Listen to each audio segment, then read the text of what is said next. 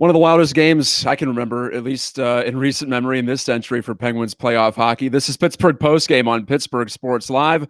I'm Matt Gajtka, and the excitement has blacked out Jesse Marshall's camera. Jesse Marshall from The Athletic joins me. Excitement's one word for it, Jesse.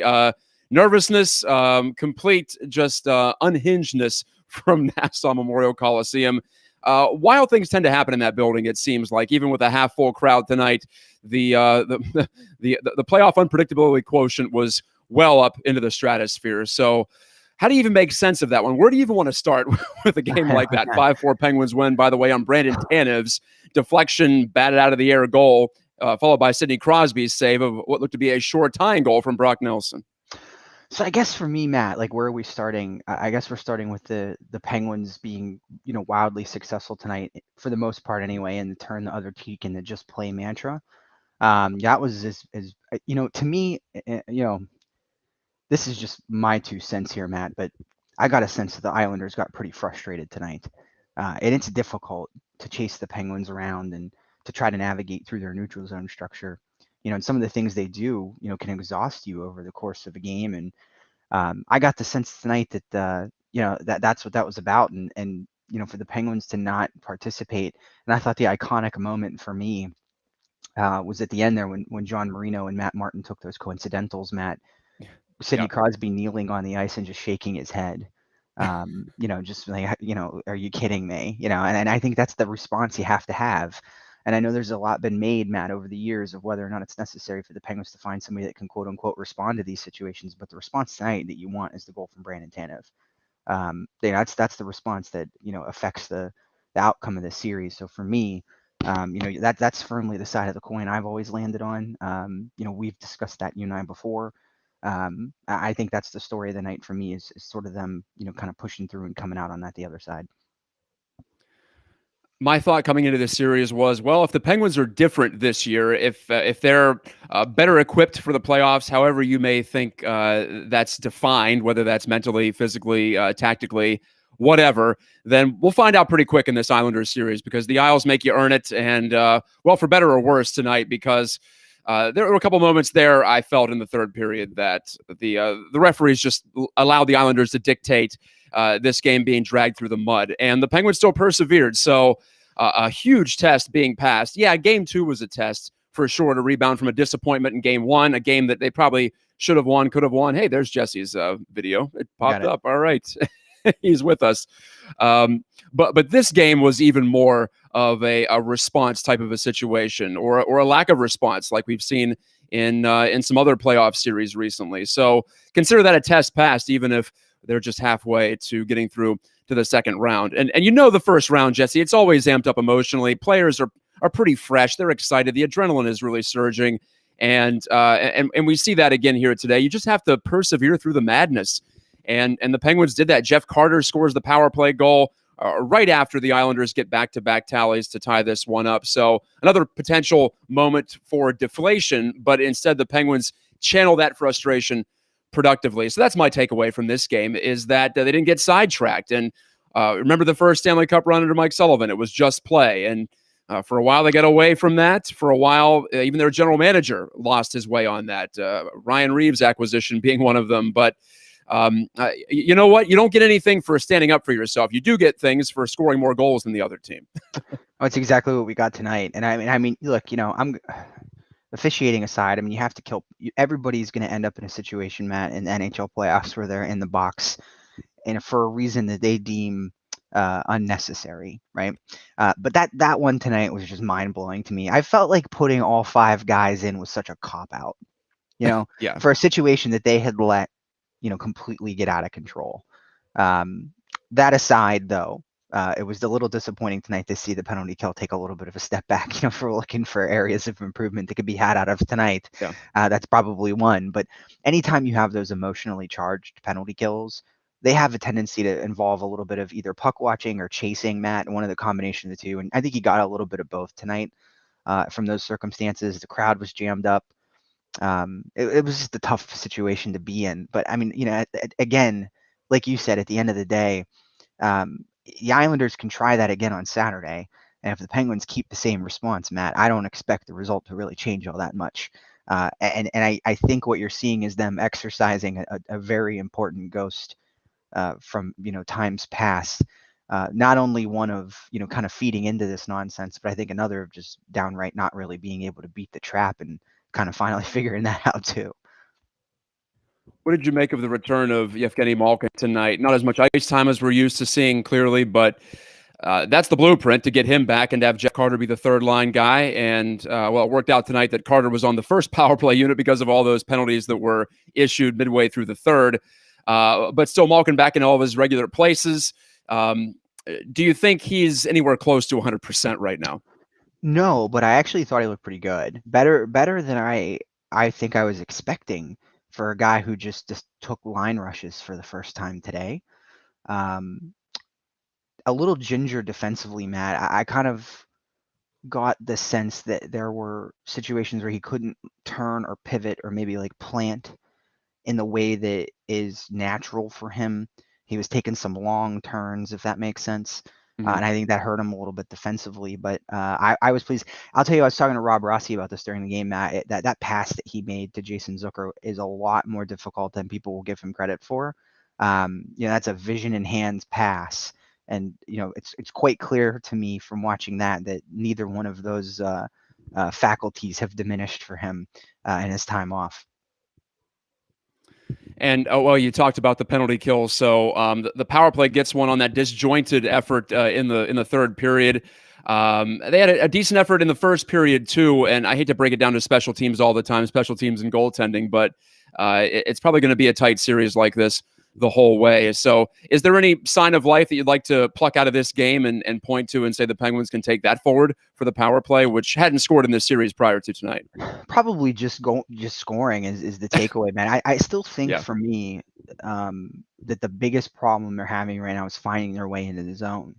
And the Islanders really do a good job to just stand up at the blue line, and they'll stack all four guys right across there to try to mitigate your gaining the zone with possession. And if you have to dump it in, you have to dump it in, right? I mean, you're on a man advantage. You have a numbers advantage no matter what the situation is. You should. So I just think if they can figure that part out, they'll be fine. I mean, they've looked okay when they can establish long possession. It's just getting to that point and getting over that zone entry hump has been kind of difficult for them up to this point. Plenty of comments in the live chat.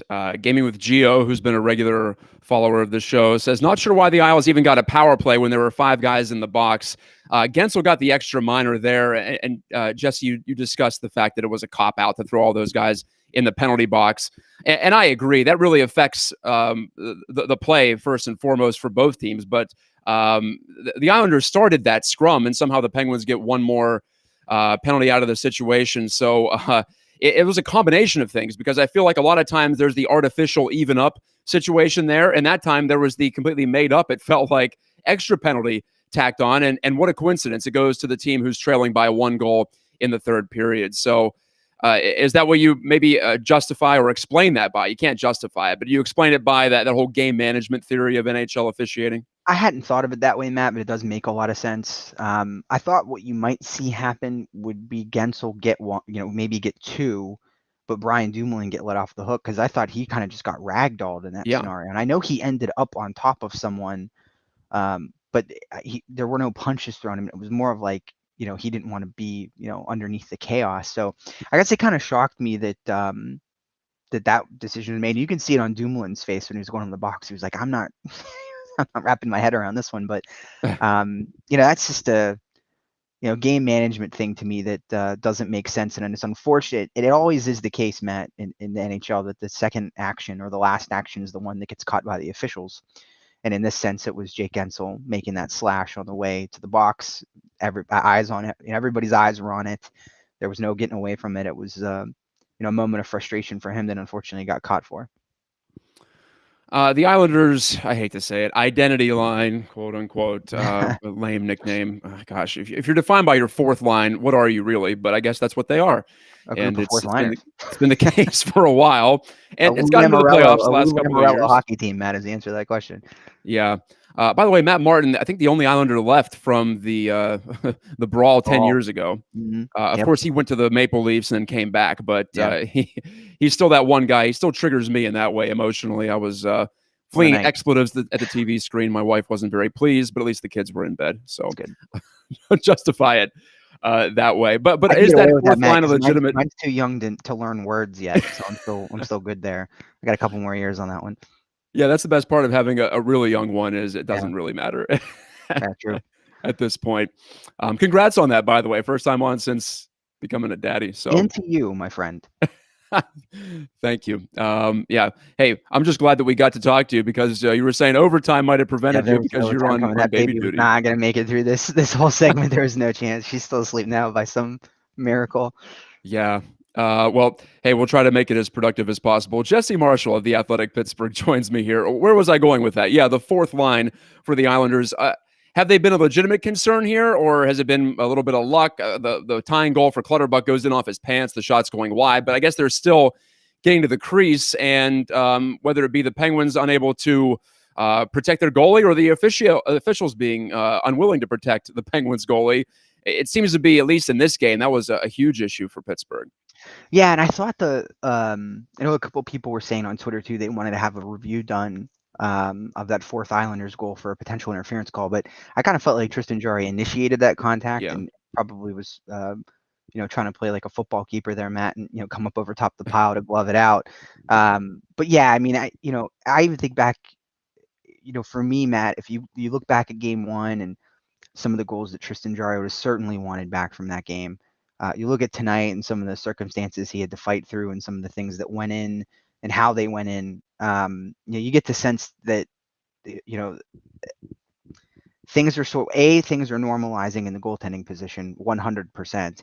And B, the Islanders are riding a little bit of PDO right now. Just call it what it is, I mean, I haven't looked at the data to support that, but, it's one of those situations that you look at, and even that's even true for Varlamov right now. I mean, he's been, there's some saves he's made, Matt, that have just been unbelievable. So this is a war of attrition, right? So I think this is one of those scenarios, and I've said this on Twitter before, where I think that Penguins forecheck just takes its toll on a team over time, right?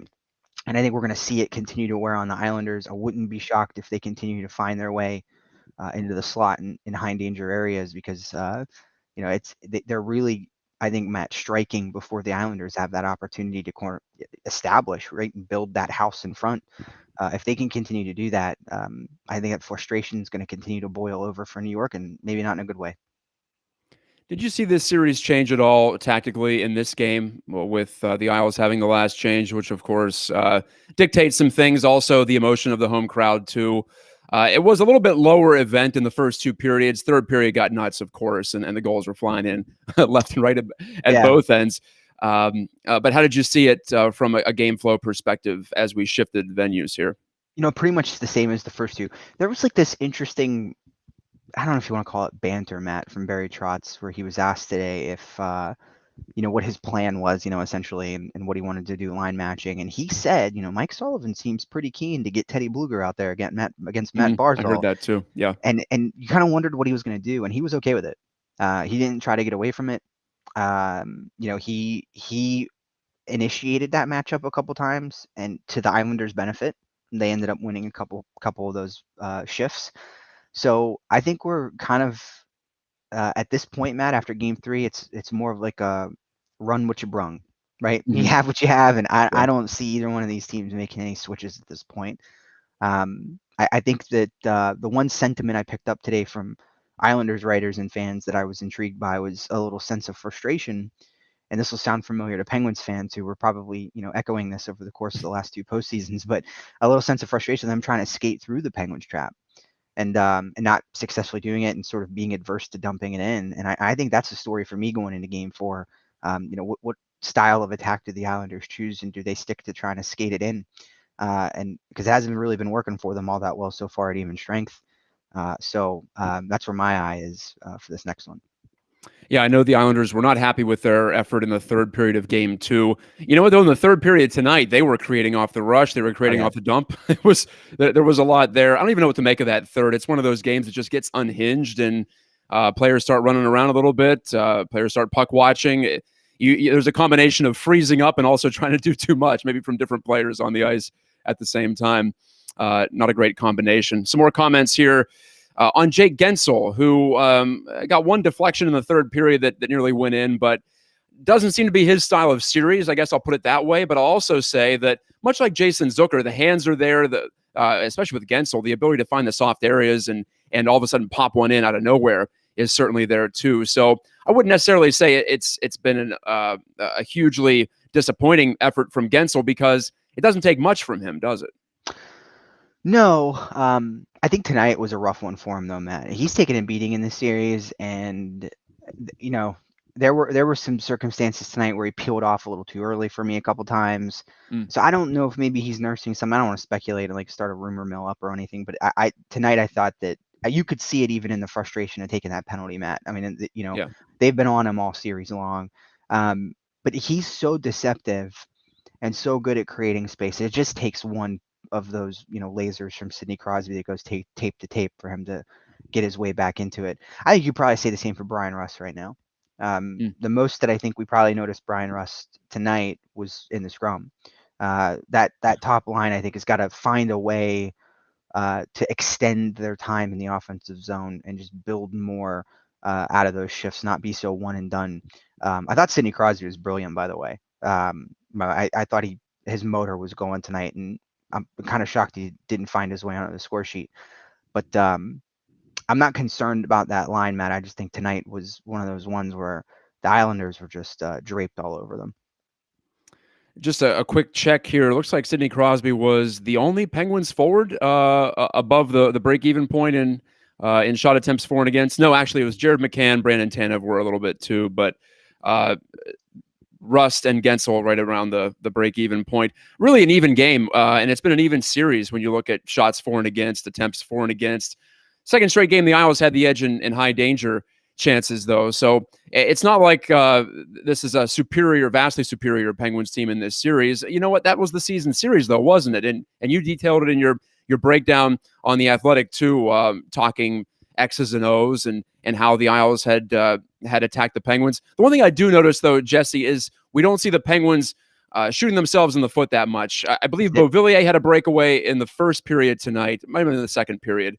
But it's one of the few opportunities for the Isles where they've had a clean-cut odd man rush. So the Penguins aren't doing what they did 2 years ago, where they just consistently fed the Islanders transition. So in that way, I'd say mission accomplished. Now, it's going to be a grind to beat them, clearly. But do you see it the same way as a win so far for the Penguins' puck management skills? You know what I do, Matt? I think if the future versions of ourselves, the current versions of ourselves, had visited us 2 weeks ago and said, hey, the Penguins' biggest problem against the Islanders after game 3 is going to be line changes and not puck management, I think we'd both be happy about that. So they got to clean that part up. Too many men at penalty aside tonight. I think even going back to game 1, a couple of their issues stemmed from, some poor decision making there. But you're right. I mean, that's 100% it. And with the Islanders, those turnovers feed their offense. That's what it's all about. I posted some video on The Athletic of the Penguins just skating head first into it, turning it over, and the puck going in the other way. So I think you're seeing the Islanders do that now, Matt, to be quite frank. I think the Penguins turning up the pressure, and, you think back to the end of this third period that we just saw, late in the third, nursing a 1-goal lead, the Penguins are sending 2 forecheckers in, guns blazing, Matt, just reckless abandon style. And I love to see that. That's their identity. Don't let your foot off the gas and try to be something that you're not. And I think that that approach has actually, given them a couple odd man breaks and, flipped that script a little bit this year. We had a question in there from Gio asking what PDO was. It's the combination of save percentage and shooting percentage. It's kind of a rough way to determine who's getting lucky, basically who's riding a heater, because traditionally save percentage and shooting percentage settles in long term, but over the short term you can see some serious spikes. So Jesse, when you said the Islanders are riding that PDO a little bit right now, you're saying the puck's bouncing their way around the net at both ends of the ice. Yeah, absolutely. That's it. It's sort of like evaluating the stock market, right? And are you bear or bull right now? Are you buying or selling? Goal scoring for the Penguins aside. And by the way, Matt, we should mention the Penguins are a team that probably outscored expectation for the most of this year and continue to do so. But there's a talent evaluation that needs to be had there. That's another conversation for another day. Overall, though, I think you just look at the way at the end of the day, goal scoring is random, like we saw tonight. It's affected by so many variables. It's not a reliable thing. It's the ultimate goal of a hockey game, Matt, but it's one of the least repeatable events in a hockey game. So, Yeah. at that point, that's why I always say trust the process, because you want to be checking, scoring chances, things of that nature to see where the game's being played. But overall, I feel pretty good if again, ignoring Tristan Jari struggles in game one, man. I think if you isolate out where the Islanders are scoring from and how the Penguins have overall handled things at even strength, you got to be pretty happy.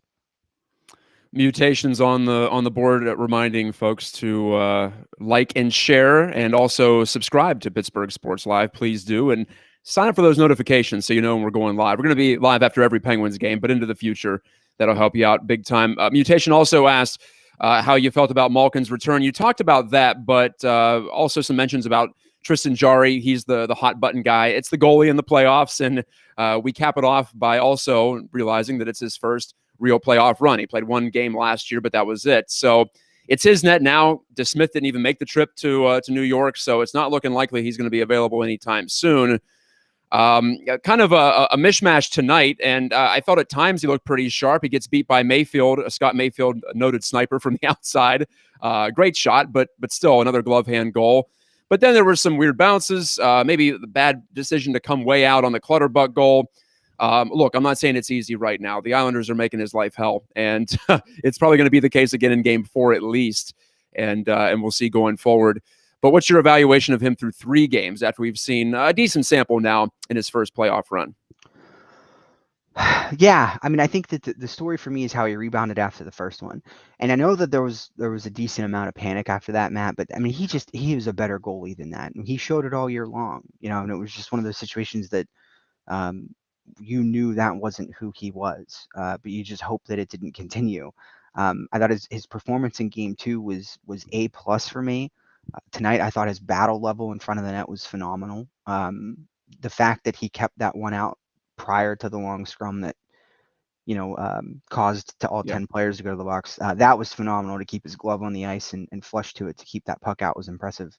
So I think he's leveled, and I think that tonight, I always say that the barometer of Tristan Jari confidence is probably, for me at least, the aggression level he has when he plays the puck. And I thought he had it tonight. I mean, he was out there, he was active, he was making things move.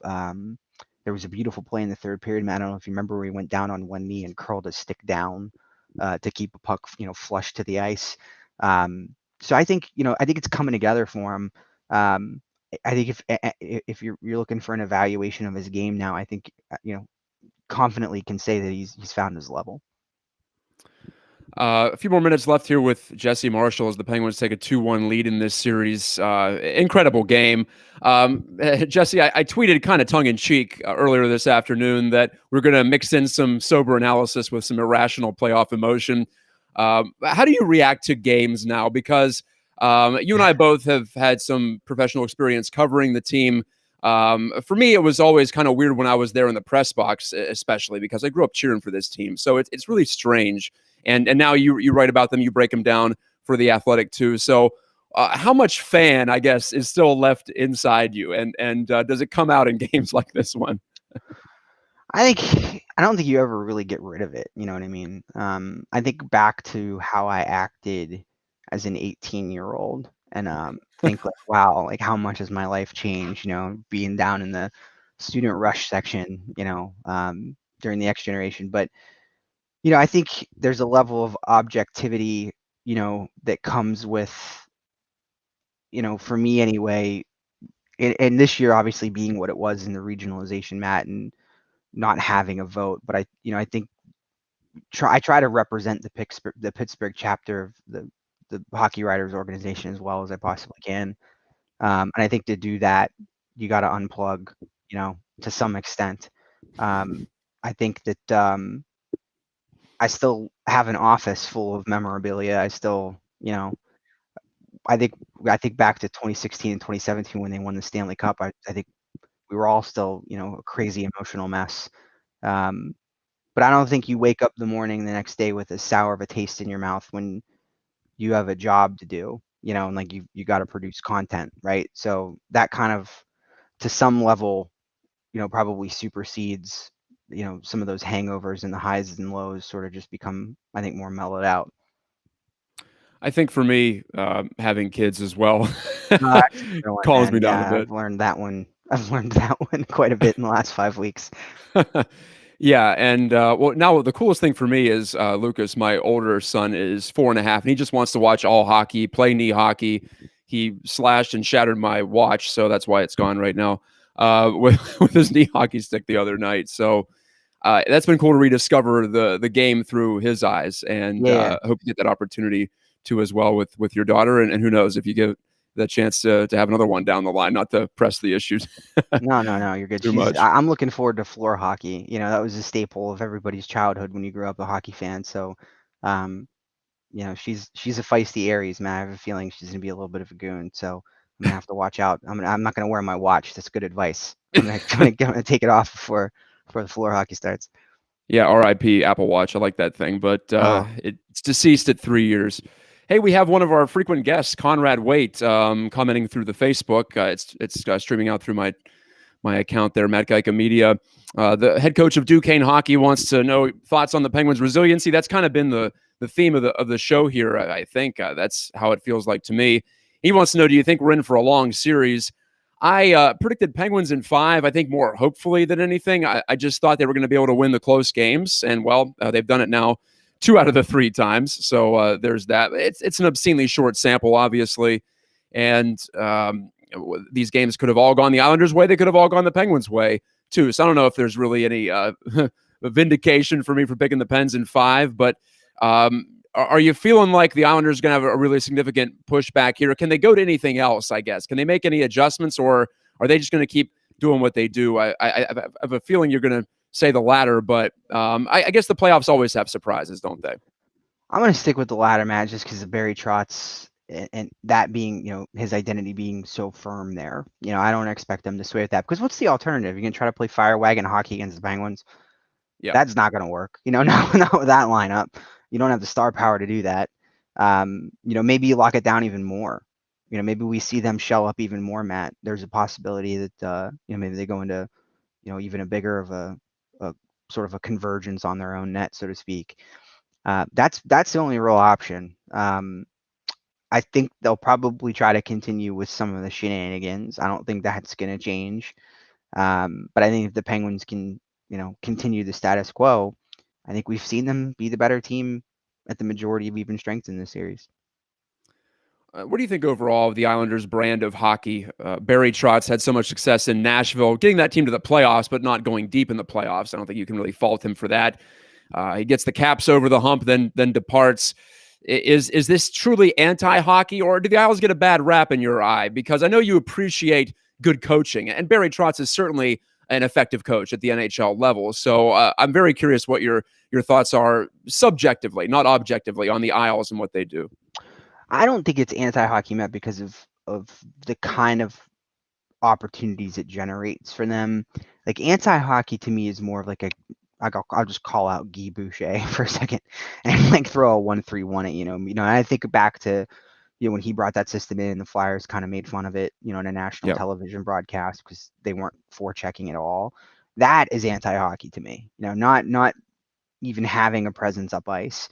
The Islanders, they have that. They'll come after you, but they're also going to protect their house too.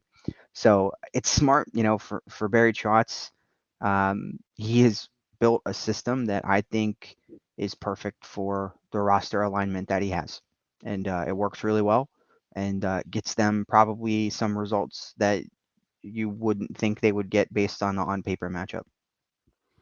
Well, we barely talked about Jeff Carter tonight. He had 2 goals. Tanev had the winner, of course. 2 guys that weren't on this team. Well, Carter as of a couple of months ago, Tanev a couple of years ago. Looks like a different Penguins team in some ways. Tip the cap to old GM Jim Rutherford. Tip the cap to new GM Ron Hextall as well. And tip your cap to the players who've been here through the highs and the lows. And there have been plenty of both here over this era of qualification for the playoffs. 15 seasons. It seems like we've seen it all. And maybe tonight showed us we quite haven't. Seen it all. Last comment of the night from Brian is Ronan, OMG, I love me some playoff hockey. I think that sums it up. We can close it on that one, Jesse. Thank you very much for joining me. Hey, no problem. Thank you. And hopefully you do it again, Matt. I appreciate it. Terrifically entertaining during the game and also after the game here on Pittsburgh Postgame. There's 30 solid minutes from Jesse Marshall of the Athletic Pittsburgh. And again, I highly recommend, even though we're 3 games into this series, his series preview on what the Islanders are trying to do and what the Penguins have done better to counter that this season. More Pittsburgh Postgame coming on Saturday, 3 o'clock start. Alan Saunders will host that one. I'll be down at Highmark Stadium immediately after that for the Riverhounds home opener on Pittsburgh Soccer. Now I'll have the coverage with John Krasinski. So crossing the streams here, crossing the sports, but we've got you covered hockey or soccer, obviously, on Saturday. Thank you so much for watching. Like and subscribe, and we'll talk to you next time on Pittsburgh Postgame.